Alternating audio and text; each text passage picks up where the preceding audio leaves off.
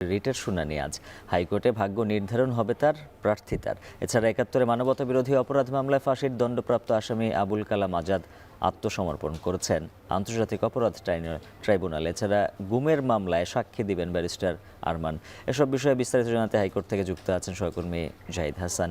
জাহিদ, জানাবেন মঞ্জুরুলের রিটের শুনানি কখন শুরু হবে আর আদালত পাড়ার আর কি খবর রয়েছে?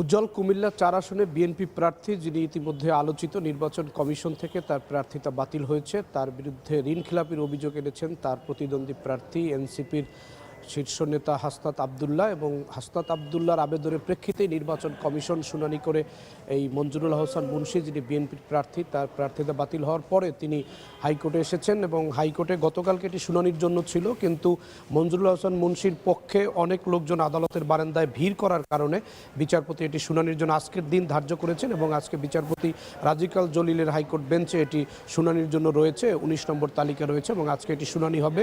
এবং আজকে হাইকোর্ট থেকে নির্ধারিত হবে মঞ্জুরুল আহসান মুন্সি কুমিল্লা ৪ আসন থেকে নির্বাচন করতে পারবেন কিনা অথবা তার প্রার্থিতা বাতিল হবে কিনা, এই বিষয়টি আজকে নির্ধারণ হবে এবং হাইকোর্টের উপরে নির্ভর করছে তার নির্বাচনের ভাগ্য, তিনি নির্বাচন করতে পারবেন কি পারবেন না। এবং ব্যাংকে যে তার ঋণ খেলাপি রয়েছে সেই ব্যাংক থেকে তার পক্ষে কি স্টেটমেন্ট দেওয়া হয়, তার পক্ষে কি যুক্তিতর্ক কাগজপত্র জমা দেওয়া হয়, সেটিও খুব গুরুত্বপূর্ণ বিষয়।